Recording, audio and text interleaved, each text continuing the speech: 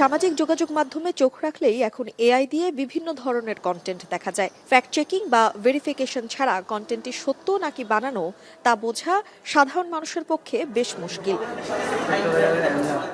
নির্বাচন কমিশন শুরু থেকেই বলে আসছে এআই মোকাবেলা চ্যালেঞ্জিং। সিপিডির সম্মাননীয় ফেলো শঙ্কা প্রকাশ করেন এবারের নির্বাচনে এআই দিয়ে অপব্যবহারের। সকালে সিরডাপে সিজিএস আয়োজিত মুক্ত আলোচনায় একথা বলেন অর্থনীতিবিদ ডক্টর দেবপ্রিয় ভট্টাচার্য। সবচেয়ে বড় নতুন উপাদান হলো সামাজিক যোগাযোগ মাধ্যমের ব্যবহার এবং কৃত্রিম বুদ্ধিমত্তার ভিত্তিতে সামাজিক যোগাযোগ মাধ্যমের ব্যবহার।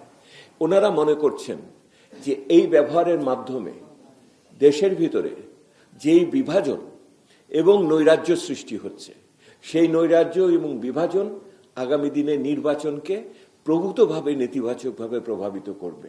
এ বিষয়ে নির্বাচন কমিশন যেমন নিষ্ক্রিয়, তেমনি সামাজিক যোগাযোগ মাধ্যমের উস্কানি ও মব নিয়ন্ত্রণে সরকারের পক্ষ থেকে কোনো পদক্ষেপ দেখা যাচ্ছে না বলেও অভিযোগ করেন তিনি।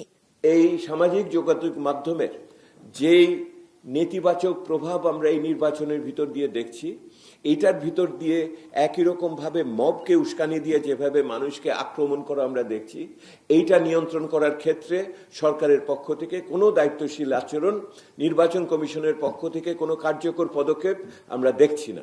এবারের নাগরিক ইশতেহারে একটি একীভূত জাতীয় তথ্য ভান্ডার তৈরি করার দাবি জানান তিনি। আমাদের এইবারের যে নাগরিক ইশতেহারের অন্যতম দাবি, বড় দাবি হলো একটি একীভূত জাতীয় তথ্য ভান্ডার করতে হবে। তানজিলা খান মিম, এখন, ঢাকা।